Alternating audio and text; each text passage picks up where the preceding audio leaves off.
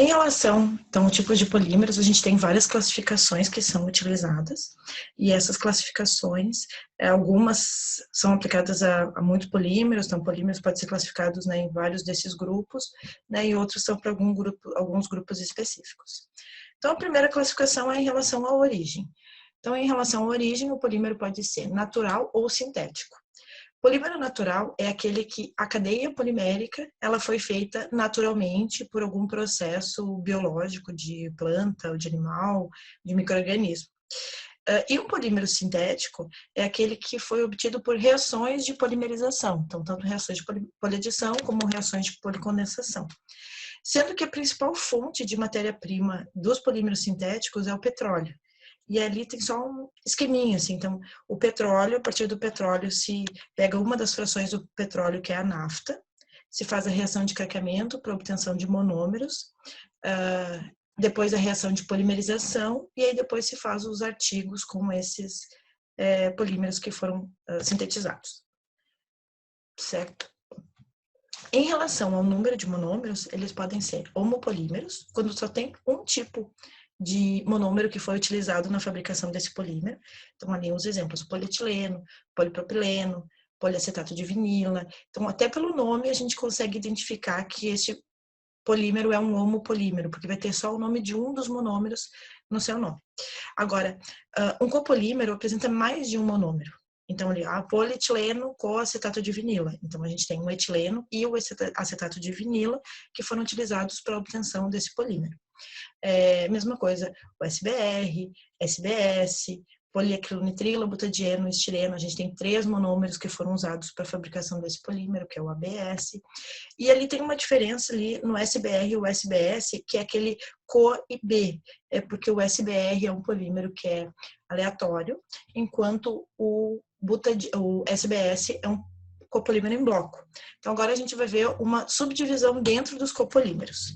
Então, os copolímeros, eles podem ser aleatórios, em bloco, grafitizado ou alternado, de acordo com a organização dos meros na cadeia. Então, vamos começar com aleatório. Então, o que é esse aleatório? Como vocês podem ver nessa representação que está aqui abaixo, a gente tem uma disposição aleatória dos dois meros. Então, na hora de fazer essa reação, eles vão reagindo estatisticamente, randomicamente, e vai incorporando conforme vai acontecendo as colisões efetivas com cada um desses monômeros. Então, exemplos de copolímeros que são aleatórios é o EVA, o SBR, o ABS, né? Então, muitos copolímeros são obtidos dessa maneira. O segundo tipo são os copolímeros em bloco. Então, olhem aqui na representação. A gente tem um bloco polimérico do primeiro monômero, do monômero A, e um bloco polimérico do monômero B. O que significa esse bloco polimérico? Significa que ele é um número muito grande, e se a gente pegar várias cadeias, uma das cadeias, o bloco A, pode ser menor ou maior do que o outro, mas eles não vão ser, não tem tamanho definido. Mas a gente não vai ter intercalação entre os meros. Sempre vai ser primeiro um bloco de A, depois um bloco de B. Exemplos que a gente tem, as borrachas termoplásticas, então borracha de SBS, em que a gente tem um tribloco de estireno, butadieno, estireno. SS é um bloco de estireno, isopreno, estireno. E SEBS, estireno, etileno, butadieno e estireno. Certo? Bom, o próximo tipo são os grafitizados. O que é os grafitizados? A gente tem na cadeia principal, aqui, ó, na cadeia principal a gente só tem um mero. Então, a gente adiciona apenas um monômero, aí ele faz parte desse esqueleto da cadeia principal, e o segundo, ele entra como sendo ramificações dentro dessa cadeia, certo? Como exemplos, a gente tem o poliestireno de alto impacto. Então, o poliestireno de alto impacto, ele tem uma cadeia principal, que é poliestireno, e a ramificação dele é de butadieno. E tem um outro, que é o polipropileno grafitizado com anidrido maleico. Como é que é esse polipropileno grafitizado com anidrido maleico? Ele tem aqui uma cadeia, um esqueleto principal, que é de polipropileno, e aqui nas ramificações tem polimerização de anidrido maleico. E o último tipo são os alternados. Então, tem uma disposição alternada dos meros. Pode ver que não tem nenhum encontro de A com A ou B com B. É A, B, A, B. Então, todos os monômeros, a ordem de incorporação dos monômeros sempre vai ser alternada. E isso acontece com todos os polímeros de condensação.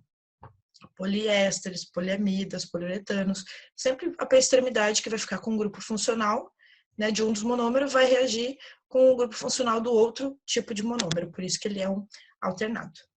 E aqui só um resumo. Então, aleatório, em bloco, né, que a gente tem então aqui dispostos de forma totalmente aleatória os meros, e em bloco vai ter um bloco do segmento A e um bloco do segmento B, o grafitizado, o bloco A na cadeia principal e o bloco B como sendo ramificações, e alternado, certo?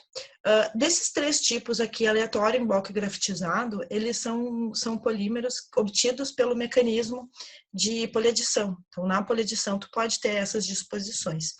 E isso vai mudar, vai interferir nas propriedades desse polímero e também no próprio método de obtenção. Para fazer a obtenção do método de um polímero aleatório, tu coloca todos os teus monômeros no teu reator e deixa reagir aleatoriamente conforme acontecendo as colisões efetivas. O copolímero em bloco, não. Primeiro tu coloca apenas um dos monômeros, deixa reagir. Quando consumir completamente esse monômero, aí tu começa a adição do segundo monômero. Normalmente se usa a poliadição aniônica, justamente porque tu tem essa possibilidade de ter um polímero vivo. Então, quando terminou a quantidade, terminou o primeiro monômero, aí tu começa a adicionar o segundo monômero e ele vai continuar reagindo a partir daquele ponto. O grafitizado, da mesma forma, tu faz a polimerização primeiro de um dos monômeros, né? Faz aquela cadeia principal ali, que vai ser o teu esqueleto, e aí depois tu adiciona, normalmente se utiliza geradores de radicais livres, para que tenha funcionalização nessa cadeia, e aí você começa a adicionar o segundo monômero, que daí ele vai polimerizar lateralmente, certo? Bom, em relação ao método de preparação, podem ser classificados como de poliadição, policondensação e modificados. Então, os de poliadição são aqueles obtidos por reações de adição em ligação dupla, ligação tripla ou ciclo, sendo que o maior volume desses polímeros de poliadição são os de ligação dupla. Então, a gente tem aqueles exemplos mais comuns, né? Polietileno, polipropileno, EVA, polistireno, poliacetato de vinila. Os de policondensação são obtidos por reação entre grupos funcionais. Então, a gente tem grupos funcionais de ácido e álcool, vai formar um éster. Então, se for um diácido com diálcool, a gente vai ter um poliéster, e assim por diante. Então, poliamidas, epóxi, poliuretano, policarbonato, todos esses que são reações de grupos funcionais são de policondensação. E os modificados, eles não foram obtidos, a cadeia polimérica não foi obtida nem por reação de poliadição, nem policondensação. Mas aí se pega um polímero natural, e aí se faz uma reação de modificação nesse polímero natural, para ter um polímero diferente, ter outras propriedades e assim por diante. Então, entra aqui nessa classificação de modificados todos aqueles que são os polímeros derivados da celulose, então acetato de celulose, nitrocelulose, carboximetilcelulose, acetobutirato de celulose. Então, todos os celulósicos, né, desses exemplos, se faz reações químicas com a celulose para obtenção desses polímeros, assim como a borracha clorada. Então, o que é a borracha clorada? A partir da borracha natural, se faz a halogenação, se reage com gás cloro, para daí tu ter uma adição na ligação dupla, então nas insaturações da borracha natural, e aí tu tem um polímero com propriedades diferentes. Em relação à estrutura química, a gente tem as poliolefinas. O que são as poliolefinas? São aquelas que a cadeia principal só tem carbono. E aí tu pode ter, por exemplo, policloreto de vinila. Tu tem os cloro, né, os halogênios, ali, os átomos de cloro, eles não ficam no esqueleto da cadeia principal. Eles ficam ali como substituintes dessa cadeia. Então, por isso que esse material ele é classificado como uma poliolefina, certo?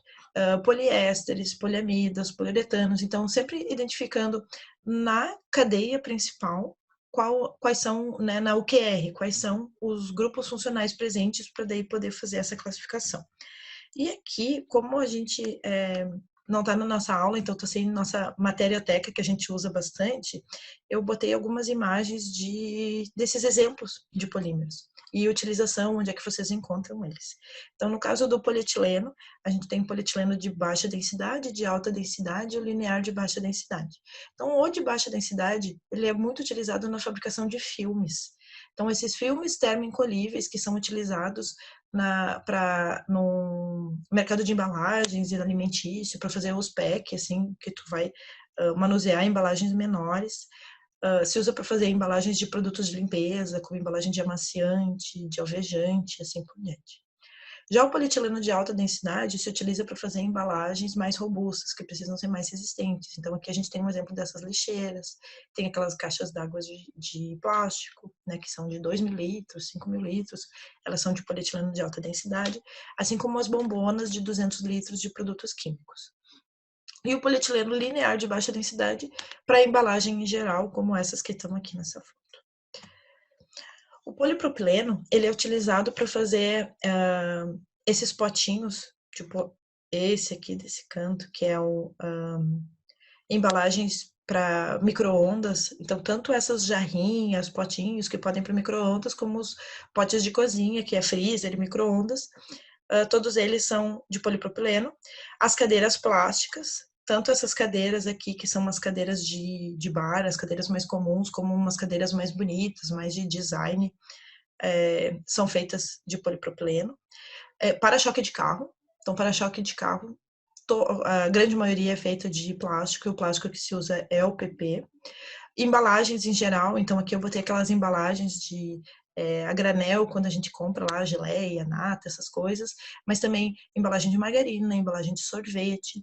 E tem um outro tipo de filme de polipropileno, que é esse tipo usado tanto em salgadinhos, como bolachinha recheada, wafer, que é polipropileno bioorientado, BOPP.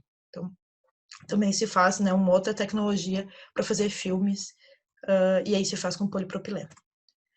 O policloreto de vinila, então a aplicação mais comum do PVC são os canos, mas a gente tem, além dos canos, tem os forros ou divisórias que são feitas de PVC. Aqui eu botei uma jaqueta, mas normalmente esse material que é o laminado sintético, que se usa tanto para fazer aquelas cortinas do tipo blackout, como também para fazer calçados, né, o cabedal do calçado, para fazer jaquetas e roupas, né, que se costumava chamar de couro sintético. Aqui no Brasil, essa expressão couro sintético ela é proibida, né, porque não é de couro, e aí chama de laminado sintético. Então, o PVC é o polímero mais utilizado para fazer esses laminados sintéticos. Aqui a gente tem umas botas, aquelas botas de galocha, então o PVC é usado aqui tanto nessa parte aqui que é o corpo da borracha, como no solado. Então, essa é uma bota inteira de PVC. E sandalinhas, né? Tipo sandália melissa, essa sandália infantil, aqueles chinelos, tipo chinelo Ipanema, chinela Grenda, todos esses são feitos de PVC. O polistireno. O polistireno, a aplicação mais conhecida do polistireno são esses copos descartáveis. Então, copinho, pratinho descartável são feitos de PS, assim como as embalagens de isopor. Então, aqui a gente tem no segmento alimentício as embalagens de isopor, principalmente para manter a temperatura do teu alimento ou da tua bebida. Aqui no transporte, onde a gente tem aqui essa máquina de lavar, todo esse isopor que é colocado aqui, então tem bastante consumo e bastante também geração de resíduo de polistireno em função do uso dele como transporte. A caneta, então o corpo dessa caneta aqui é de polistireno, assim como a caixinha desse apontador. E aqui o interior da geladeira. Então essas peças de plástico aqui são feitas de PS. Outro polímero é o PET, um polímero bem conhecido. Ele é muito mais conhecido pela aplicação dele, que é essa aplicação de garrafas, né? E aí depois se começou a expandir além das garrafas para essas aplicações no segmento alimentício. Antigamente se fazia bastante de poliestireno, hoje é tudo de PET. Mas a primeira aplicação do PET, a primeira utilização dele foi como fibra, né, como material têxtil. Então, o poliéster começou a ser fabricado nesse segmento têxtil para fazer camisetas e assim por diante. Então, aqui a gente tem o cabedal desse calçado, que é feito de PET também. E aqui é uma outra aplicação que surgiu, que são tipo aqueles ladrilhos para botar em cozinha e banheiro, né, que se usa bastante assim de cerâmica ou azulejo, e aí também está se fazendo de material plástico, que daí tu compra essa plaquinha, coloca na parede, depois coloca ali os rejuntes para fechar e fica bem bonitinho. O policarbonato, então o policarbonato é um polímero bem importante, então tanto para fazer essas coberturas, então aqui essa telha transparente é uma telha de policarbonato, assim como essa aqui, que foi colocada nessa estrutura. Visores de capacete, o óculos de segurança, que a gente sempre usa no laboratório, e uma aplicação bem importante também são as mídias físicas, né? Então, o CD, os jogos, eles são feitos de policarbonato, daí tu tem a parte plástico, a sustentação a policarbonato, tem uma camada que é reflexiva, e tem uma série de requisitos lá na construção do CD, mas em termos de peso, né, o que mais constitui um CD é o policarbonato. E o poliuretano. Gente, esses são os principais polímeros. Depois tem outros, se vocês têm curiosidade, é só pesquisar, procurar ou me mandar uma pergunta, se vocês tiverem dúvida. Mas aqui no poliuretano a gente tem as famosinhas esponjas de lavar louça. Então, toda ela é feita de poliuretano. Isso aqui é uma peça para fazer isolamento acústico. Então, quando vai fazer um estúdio, vai fazer um espaço de gravação, né, se coloca essa espuma. Lembrando que a espuma, para esse tipo de aplicação, tem que ser uma espuma com um aditivo anti-chama, porque se a espuma de PU pega fogo, ele propaga muito rápido, mas com o aditivo anti-chama, ele diminui a velocidade de propagação do fogo. Colchões, então esse aqui é um caso de um colchão que ele é feito de espuma inteira, mas também tem aqueles colchões de mola em que tu tem uma camada de espuma de PU, a camada de molas e tu tem uma série de outros elementos na construção dele. Mas a espuma que se usa nos colchões é tudo de poliuretano. Aqui nesse caso dessa sandália, esse tipo de de solado é um solado de PU. Pode ser o cabedal também, assim como se usa o laminado sintético. Tem algumas empresas que utilizam essa parte aqui do laminado sintético de PU, ele pode ser de PU ou de PVC. O PU tem o melhor desempenho do que o PVC. Aqui, vocês estão vendo aqui que tem umas telhas e tem uma camada aqui de uma espuma rígida. Então, essa espuma rígida, ela é colocada para isolamento térmico. Quando tu vai colocar um telhado, né, principalmente esse tipo de construção aqui que não tem muito isolamento térmico, tanto ficar muito quente no verão ou muito frio no inverno, daí tu tem essa opção de comprar já com uma camada de espuma de poliuretano para fazer esse isolamento. E as capinhas de celular. Hoje a grande maioria das capinhas de celular são feitas de TPU, né, muito poucas que são feitas de silicone ou de PVC, que teve um tempo que se usava também, mas a grande maioria é de poliuretano. Certo? Bom, então esses foram só alguns exemplos assim de aplicações e tipos, né, em relação à estrutura química. Quanto ao comportamento térmico e solubilidade, eles podem ser termoplásticos ou termofixos. Então, o que são os termoplásticos? Tá vendo ali que eu coloquei comportamento térmico e solubilidade. Então, o termoplástico, ele vai amolecer quando aumentar a temperatura e ele também vai ser solubilizado em um solvente adequado.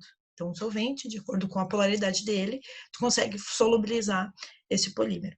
Agora, um termofixo, se a gente aumentar a temperatura, ele não vai amolecer. Tá, mas e se a gente aumentar mais a temperatura? Ele pode chegar ao ponto que ele vai começar a carbonizar, ou ele vai queimar, mas ele não vai amolecer com o aumento da temperatura, e ele também vai ser insolúvel, então não tem solvente que consegue solubilizar. E aí, o que a gente tem como uma consequência disso? Então, assim, ó, um termoplástico, como a gente consegue amolecer ele, amolecendo a gente consegue mudar o formato, consegue misturar com outros materiais. Mesma coisa em solução. Se eu consigo solubilizar ele, eu posso, em solução, misturar outros materiais, eu posso fazer uma outra aplicação, aplicar ele em algum substrato. Então, eles são facilmente recicláveis. Agora, um termofixo, como eles são insolúveis e não amolecem, a reciclagem é muito mais difícil. Até em alguns lugares que vocês vão pesquisar, vocês vão achar assim, ó, termofixos não são recicláveis. Não é que não são recicláveis, a gente tem vários exemplos de termofixos que são reciclados. Só que para cada tipo de polímero termofixo, tu tem que desenvolver um método para fazer essa reciclagem. Então, em alguns casos, pode ser triturar e misturar como carga, pode ser fazer uma reação química para transformar ele de termofixo para termoplástico. Então, a reciclagem ela é mais difícil, mas não que ela seja impossível. Exemplos de termoplásticos, então o polietileno, o polipropileno, o PVC, o PET, PS, ABS, o PMMA, que é um polímero acrílico. Então, todos esses são materiais termoplásticos. Lembrando só um detalhe, né? Como a gente falou, eles são facilmente recicláveis. Então, teoricamente, a gente não deveria ter problema de resíduo de polietileno, as sacolinhas, que é o que a gente mais vê, ou de PET, ou de PVC, porque são facilmente recicláveis, né? É só derreter e aí fazer alguma coisa, certo? Exemplos de termofixos, a gente tem poliuretanos, na grande maioria é termofixo, tirando o TPU, que é poliuretano termoplástico, ureia formol, plástico de melamina, poliéster insaturado, então todos esses são materiais, o próprio borracha SBR, quando se faz a reticulação, se deixa termofixo no caso dos pneus, então essa borracha do pneu é um exemplo de um material termofixo. E em relação a esse termoplástico e termofixo, o que eles têm em relação à cadeia polimérica? Um polímero termoplástico, ele vai ter a cadeia polimérica linear ou ramificada. Então, se a gente olhar um polímero que tem uma cadeia linear, ele vai ter um comportamento termoplástico. Se ele for um polímero com cadeia ramificada, ele vai ter um comportamento termoplástico.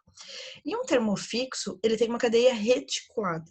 Então, vocês já viram, quando vocês estavam fazendo o estudo dirigido, o que é uma cadeia reticulada, né? Então, é onde a gente tem essas pontes entre cadeias poliméricas, então tem ligações covalentes, isso faz com que seja uma molécula única. Se eu tinha uma cadeia polimérica assim, que é uma linha, isso aqui é uma cadeia polimérica, isso aqui vai ser outra cadeia polimérica, em uma peça, uma porção de polímero, eu vou ter várias cadeias poliméricas. Então, eu tenho várias moléculas. Agora, aqui não. No momento que tem essas pontes, essas ligações covalentes, né, entre os materiais, agora eu já tenho... isso aqui passa a ser uma molécula única, com uma massa molar muito, muito grande, e a massa fica tão grande ao ponto de não amolecer mais e também não ser mais solubilizável, certo? Então, não consegue solubilizar com nada. E ainda a gente tem uma outra classificação, que são os termofixos físicos. Polímeros termofixos físicos, ele tem uma cadeia linear ou ramificada. Então, a gente esperaria um comportamento termoplástico. Só que com o aumento de temperatura, a gente não consegue amolecer esses polímeros. A gente consegue solubilizar, mas amolecer não. Por isso que eles são chamados de termofixos físicos. Para fazer um processamento, então, ou tu faz isso, solubilizar, para daí fazer uma transformação, ou então uma combinação de pressão com aquecimento, mas normalmente pressões elevadas para tu conseguir fazer uma transformação do material. Então, como exemplo, a gente tem acetato de celulose, nitrocelulose, então todos os celulósicos, né, CAB, que é acetobutirato de celulose, CMC, que é carboximetilcelulose, o amido, então o próprio plástico de amido, ou peças de amido que se faz, né, se faz pelo método de solubilização dele, e algumas borrachas termoplásticas também. Em relação ao comportamento mecânico, aí elas podem ser classificadas como elastômero, plástico ou fibra. Como é que se faz essa classificação em relação ao comportamento mecânico? Tu pega o material, faz um corpo de prova dele, como se fosse assim, não, deixa eu ver se eu tenho aqui. Como se fosse uma tirinha, assim, um corpo de prova, uma peça desse material, e aí tu faz um teste que é teste de tração, tu estica ele. Então tu vai pegar aquele polímero, aquela gravatinha, aquele material, e tu estica. E aí o que se mede? Se mede quanto que foi o alongamento na hora que tu faz isso e qual foi o módulo, qual é a força necessária para alongar. O que acontece com o elastômero, com uma borracha? Ele tem uma alta elasticidade, então a gente consegue esticar bastante.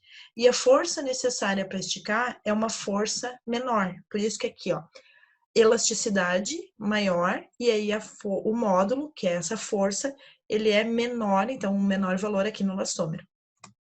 No caso de um plástico, a gente tem os valores intermediários entre elasticidade. Ele não estica tanto quanto um elastômero, ainda com uma diferença que no elastômero, esse alongamento ele é reversível. Se a gente pegar uma borracha e esticar ela, no momento que a gente soltar, ela volta para o tamanho original. Se a gente pegar uma borracha e comprimir, tipo um amortecedor, se eu comprimir e deformar, na hora que eu tirar essa força, ela retorna para o tamanho original. Um plástico, então, ele vai ter uma menor elasticidade e essa elasticidade não vai ser reversível. Se tu esticar um plástico, se tu deformou ele, ele vai ficar deformado na hora que tu tirar essa tua ação. E a força é maior do que de um elastômero. E no caso de uma fibra, o que, que a gente tem? A gente tem uma baixíssima elasticidade e o módulo é um módulo maior, então tu precisa de muito mais força para esticar ou alongar uma fibra do que um plástico e do que um elastômero. Então, a elasticidade ela cresce, né, de fibra para plástico e para elastômero, que é o que tem maior elasticidade, e o módulo ou força necessária para alongar o material, ele vai crescendo. Então, o menor é o elastômero, depois vem o plástico e depois vem a fibra. Essa parte aqui, assim, ó, esse teste é um teste muito importante, se chama teste de tração, e onde tu mede a elasticidade, o módulo do material, e se é o que determina as aplicações do material. Então, por exemplo, eu vou desenvolver um polímero novo. Aí, se eu estou desenvolvendo esse polímero novo, então eu vou definir todo o método de polimerização, características e assim por diante. Mas se eu quero propor aplicações, eu preciso desse teste mecânico. Porque é aí que eu vou poder dizer assim, por exemplo, se utiliza para fazer uma sacola, se utiliza um material que tem um comportamento de plástico. Por que não poderia ser um elastômero para fazer essa aplicação? Se fosse um elastômero para fazer uma sacola, na hora que a gente colocasse o material ali, ele ia começar a esticar, certo? E aí ele não ia conseguir, a gente não ia conseguir. Imagina, vai esticando, esticando, quando ele está encostando no chão. Como é que tu vai transportar o teu material? Mesma coisa aquela embalagem que a gente viu antes, que é aquele filme termoencolhível, quando a gente tem aquele monte de garrafa, um monte de garrafa de refrigerante em um filme, né, para fazer um pacote de 6 garrafas, por exemplo. Imagina se fosse um material muito elástico, muito elastomérico, na hora de puxar aquilo ali, ao invés de tu conseguir transportar, ele ia começar a esticar o filme plástico e a gente não ia conseguir transportar o material. Assim como para aplicações que um material tem que ser elastomérico, por exemplo, pneu. A gente consegue comparar, por exemplo, num pneu de bicicleta, a gente vê aquelas pneus de bicicleta que são de criança, que são de plástico. Aquilo ali não tem uma adesão no solo, aquilo ali não tem elasticidade. Se a gente fosse colocar ali ela não se deforma como tem que acontecer para o funcionamento de um pneu. Uma outra aplicação, por exemplo, de fibra, em que se usa o fio de nylon para fazer pescaria. Então, imagina que esse tipo de fio, se o material fosse mais plástico, mais elastomérico, ele ia começar a esticar quando tu tivesse algum tipo de tensão ali. Por exemplo, tá lá pescando e aí começa a esticar. Ou se usa muito fibra para aplicações em corda, né? Então, imagina essas cordas de segurança. E aí, se tu tem um material elastomérico, à medida que tu tem um peso, ele ia começar a se deformar. E, na verdade, não. Ele tem que aguentar aquilo ali sem sofrer deformação, certo? Aqui a gente tem o que seria um gráfico quando a gente faz esse teste de tração. A gente tem uma resposta que é essa tração e deformação, em que a gente tem aqui, ó, nesse eixo aqui, a deformação, quanto que estica, e aqui a tensão, ou módulo, ou força, qual a força necessária para esticar. Então, aqui, o polímero A é um polímero que tem um comportamento de fibra. Olhem como a deformação dele, ela é bem pequena, se a gente olha no eixo da deformação, e a força é uma força muito elevada para conseguir fazer essa pequena deformação que foi realizada. Um elastômero, material elastomérico, é esse aqui, que é o verdinho, a curva C. Olha só, ele estica, então ele tem uma deformação bem longa, e a força necessária é uma força bem menor do que nos outros dois. E aqui é o plástico. O plástico, assim como ele tem um valor de deformação intermediário, ele também tem uma força intermediária entre fibra e elastômero. E aqui é o que eu falei da deformação não ser reversível. Aqui, como ele sofre esse processo aqui que é chamado de escoamento, se a gente estica um plástico e deforma ele, ele não volta ao seu tamanho ou formato original.